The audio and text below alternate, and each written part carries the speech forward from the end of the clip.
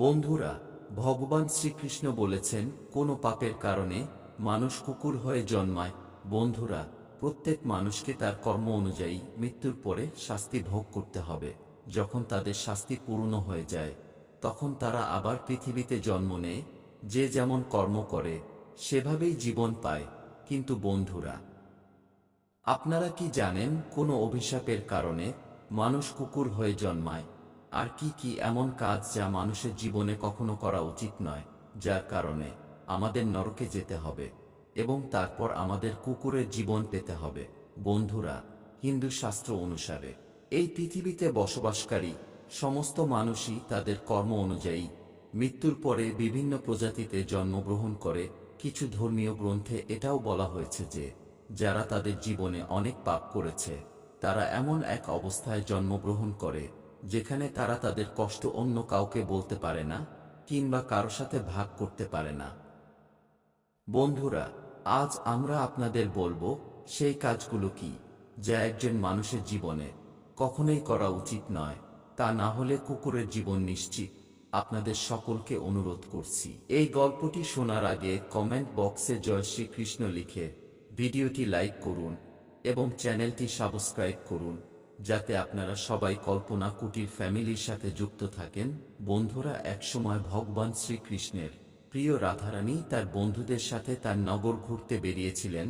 তারা গ্রাম জুড়ে এখানে ওখানে ঘুরতে থাকে। তখন তারা দেখতে পায় একটি অসহায় কুকুর খাবারের সন্ধানে একটি বাড়ির কাছে দাঁড়িয়ে আছে। ঠিক তখনই সেই বাড়ি থেকে এক যুবক লাঠি নিয়ে বেরিয়ে আসে এবং কুকুরটিকে তাড়া করে। এইসব দেখে রাধারানী নিজেকে সামলে রাখতে পারলেন না। তিনি তার বন্ধুদের বললেন, বন্ধুরা, তোমরা সবাই নিজ নিজ বাড়িতে যাও। এখন এখান থেকে আমি আমার প্রভু শ্রীকৃষ্ণের কাছে যাব এবং তাকে কিছু প্রশ্ন করব। তারপর সেখান থেকে রাধারানী ভগবান শ্রীকৃষ্ণের সাথে দেখা করতে রওনা হল। এদিকে ভগবান শ্রীকৃষ্ণ তার রাজপ্রাসাদে সোনার তৈরি সিংহাসনে বসেছিলেন। তখন তার প্রিয় রাধারানী রাজভবনে যান এবং ভগবান শ্রীকৃষ্ণকে জিজ্ঞেস করেন, হে প্রভু, আজ যখন আমি আমার গ্রামে বেড়াতে যাচ্ছিলাম তখন আমি দেখলাম যে একটি কুকুর তার দুর্বিষহ জীবন যাপন করছে। যেই সে লোকেদের ঘরের দরজায় গেল, একজন তাকে লাঠি দিয়ে মারতে থাকে। খাবারের জন্য তাকে এদিকে ওদিকে ঘুরে বেড়াতে হচ্ছে। সে কোথাও পেট ভরে খাবার পেল না। তাই প্রভু, এটা দেখে আমার মনে একটা প্রশ্ন জাগে এবং আমি চাই আপনি আমার প্রশ্নের উত্তর দিন। বন্ধুরা, তখন ভগবান শ্রীকৃষ্ণ বলেন, হে প্রিয় রাধারানী, আপনার মনে যে প্রশ্নই থাক আমাকে বিনা দ্বিধায় বলুন, আমি অবশ্যই আপনার প্রশ্নের উত্তর দেব। তখন রাধারানী বলেন, হে প্রভু, আমার প্রশ্ন হল, কোনো পাপের কারণে মানুষ কুকুরের জন্ম পায়? তারপর ভগবান শ্রীকৃষ্ণ বলেন, হে প্রিয় রাধারানী, আজ আপনাকে এমন একটি গল্প বলবো যা শুনলে আপনি অবশ্যই আপনার প্রশ্নের উত্তর পেয়ে যাবেন। সেই জন্য প্রিয়, এই গল্পটি মন দিয়ে শুনুন। তখন রাধারানী বলেন, হে ভগবান, আমাকে গল্পটি বলুন, আমি এই গল্প মন দিয়ে শুনব। তখন ভগবান কৃষ্ণ গল্প বলতে শুরু করলেন। একসময় ভগবান শ্রীরাম যখন তার রাজসভায় বসেছিলেন তখন তিনি একটি কুকুরের কান্নার শব্দ শুনতে পেল। তখন বৈঠকে উপস্থিত দারোয়ান কুকুরটিকে সেখান থেকে তাড়িয়ে দেন। পরের দিন আবার একই কুকুর এক জায়গায় এসে কাঁদতে শুরু করে। এবারও দারোয়ান সেই কুকুরটিকে মেরে তাড়িয়ে দেন। বৈঠকের তৃতীয় দিনে যখন সেই কুকুরটি একই স্থানে এসে আবার কাঁদতে শুরু করে, তখন ভগবানের রামের মনে একটি প্রশ্ন জাগতে শুরু করে, এই কুকুরটি প্রতিদিন আমার রাজপ্রাসাদের বাইরে কাঁদে কেন? তখন ভগবান রাম কুকুরের কান্নার কারণ জানতে চাইলেন এবং দারোয়ানকে বললেন কুকুরটিকে এখানে ডেকে আনতে। দারোয়ান তার কাছে গিয়ে কুকুরটিকে বলল, ভগবান শ্রীরাম তোমাকে তার দরবারে ডেকেছেন। তখন কুকুর বলল, আমার এমন জন্ম হয়েছে যার মন্দির, রাজভবন, রান্নাঘর এবং গোয়ালঘরের মতো পবিত্র স্থানে যাওয়া উচিত নয়। আপনি বরং গিয়ে ভগবান শ্রীরামকে আমার সাথে দেখা করতে বলুন। তারপর দারোয়ান গিয়ে কুকুরের সমস্ত কথা ভগবান শ্রীরামকে জানালেন। এ কথা শুনে ভগবান শ্রীরাম নিজেই সেই কুকুরটির কাছে যান এবং তাকে বলেন, তুমি আমার রাজপ্রাসাদের বাইরে এসে প্রতিদিন কাঁদো কেন? তখন কুকুরটি ভগবান শ্রীরামকে বলল, হে ভগবান, আমি কোনো অপরাধ করিনি। তবুও একজন সন্ন্যাসী আমাকে পাথর দিয়ে আঘাত করেছে, যার কারণে আমার পা ভেঙে গেছে এবং এখন আমি প্রচণ্ড ব্যথায় কষ্ট পাচ্ছি। তাই তো আমি প্রতিদিন আপনার দরবারে এসে কাঁদি। সেই কুকুরের কষ্ট দেখে ভগবান শ্রীরাম দুঃখ পেলেন। তখন ভগবান শ্রীরাম তার দারোয়ানকে ডেকে বললেন, আপনি এখনই যান, সেই সন্ন্যাসী যেখানেই আছে তাকে খুঁজে বের করুন, যত তাড়াতাড়ি সম্ভব তাকে আমার দরবারে নিয়ে আসুন। ভগবান শ্রীরামের অনুমতি পাওয়ার সাথে সাথে তার দুইজন সৈন্য সন্ন্যাসীর বাড়িতে গিয়ে সন্ন্যাসীকে সাথে নিয়ে ভগবান শ্রীরামের দরবারে আসেন। তখন ভগবান শ্রীরাম সন্ন্যাসীকে জিজ্ঞাসা করলেন, এটা কি সত্য যে আপনি এই কুকুরটিকে পাথর ছুঁড়েছিলেন, যার ফলে এর পা ভেঙে গেছে আর এখন সে ঠিক মতো হাঁটতে পারছে না? সে কি অপরাধ করেছে যার কারণে আপনি এই অসহায় কুকুরের পা ভেঙেছেন? তখন সন্ন্যাসী বলেন, হে ভগবান, আমি রাস্তা দিয়ে ভিক্ষা চাইতে যাচ্ছিলাম, তখন এই কুকুরটি আমার ভিক্ষার ঝুলি স্পর্শ করেছিল। এতে আমি রেগে যাই এবং একটি পাথর তুলে জোরে আঘাত করি, যার কারণে তার পা ভেঙে যায়।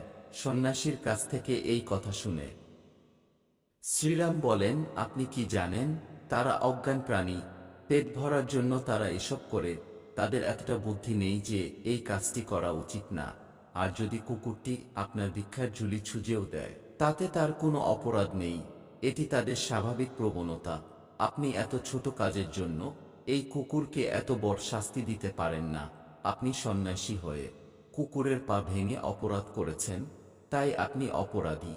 এরপর ভগবান শ্রীরাম সেই কুকুরটিকে বলেন, এই সন্ন্যাসী তোমার অপরাধী, তুমি তাকে যা খুশি শাস্তি দিতে পারো। ভগবান শ্রীরামের এই কথা শুনে কুকুরটি বলল, হে ভগবান, এই সন্ন্যাসীকে কোনো না কোনো প্রাসাদের রাজা করে দেওয়া হোক। তখন ভগবান শ্রীরাম কুকুরের কথা মেনে নিলেন এবং সন্ন্যাসীকে রাজার পোশাক পরিয়ে ঘোড়ায় বসিয়ে একটি প্রাসাদে নিয়ে গিয়ে তাকে সেখানকার রাজা করে দিলেন। সন্ন্যাসী রাজা হয়ে সোনার তরী সিংহাসনে বসে ভাবতে লাগল, রাজার পোশাক পেয়েছি, রাজ্য পেলাম, রাজকোষে থাকা এত সোনা দানাও আমার। আমি স্বপ্নেও ভাবিনি যে আমার জীবনে আমি রাজা হব, আর একটা কুকুর আমাকে রাজা বানিয়ে দিল। সত্যি এই কুকুরের কোনো বুদ্ধি নেই, কারণ আমি তার পা ভেঙেছি, কিন্তু আমাকে শাস্তি না দিয়ে সে আমাকে প্রাসাদের রাজা বানিয়েছে। এইসব দেখে মানুষজন খুব অবাক হলো।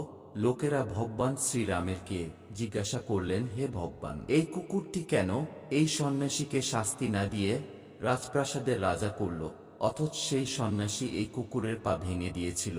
রাজ্যের মানুষের কাছ থেকে এই কথা শুনে ভগবান শ্রীরাম বললেন, এই প্রশ্নের উত্তর একমাত্র কুকুরই দিতে পারে। তারপর সবাই সেই কুকুরের কাছে গিয়ে জিজ্ঞেস করল, কেন তুমি সেই সন্ন্যাসীর সাথে এমন করলে? তাকে শাস্তি না দিয়ে তাকে রাজ্যের রাজা বানিয়েছ। তোমরা জানতে চাও কেন ওই সন্ন্যাসীকে শাস্তি না দিয়ে তাকে রাজপ্রাসাদের রাজা করলাম? শোনো তাহলে, অন্যায় কাজ করা রাজা, বাড়িতে আসা ভিক্ষুকদের তাড়িয়ে দেওয়া মানুষ, অন্যের সম্পত্তি হস্তগত করা ব্যক্তি এবং যে দরিদ্রদের নির্যাতন করে তারা মৃত্যুর পরের জন্মে কুকুর হয়ে জন্মায়। এতে কোনো দ্বিধা নেই যে একজন লোভী রাজা সর্বপ্রথম গরিবদের হয়রানি করে এবং তাদের সম্পত্তি আত্মসাৎ করেন।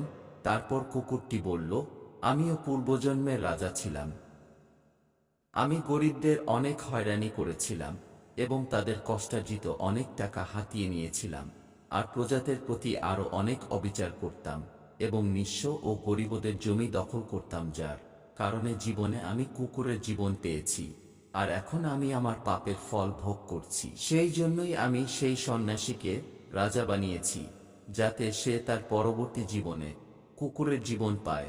তখন সে জানবে কুকুরের জীবন কত কষ্টের এবং পেট ভরার জন্য কত লোকের কাছে মার খেতে হয়। এই সমস্ত পাপের কারণে মানুষেরা মৃত্যুর পরে আবার জন্ম নিলে কুকুরের জন্ম পায়।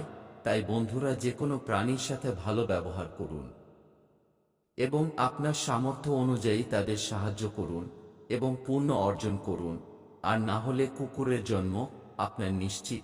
তো বন্ধুরা, ভিডিওটি কেমন লাগলো অবশ্যই কমেন্ট করে জানাবেন। অবশ্যই চ্যানেলটি সাবস্ক্রাইব করুন। ধন্যবাদ।